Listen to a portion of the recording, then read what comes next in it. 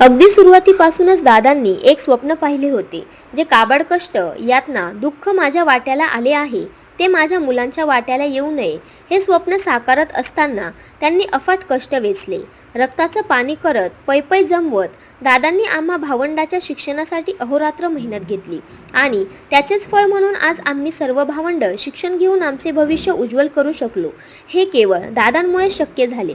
दुर्गम भागातील ते खडतर आयुष्य, हातावरचं पोट आणि मनात फक्त मुलांच्या भविष्याचं स्वप्न.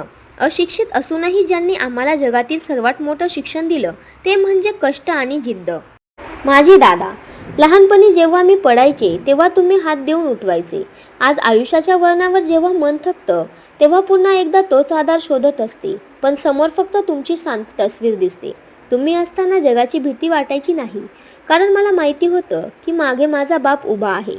तुमची ती शिस्त, ते प्रेम रागवणं आणि माझ्या प्रत्येक यशावरचा तो अभिमान, हे सगळं आता केवळ आठवणीत उरले.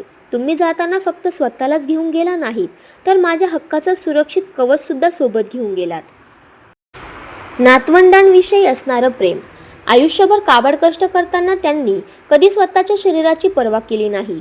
अंगात ताकद असेपर्यंत ते राबले. दादांचे गुडघे इतके दुखायचे की 4 पावलं चालणंही कठीण व्हायचं.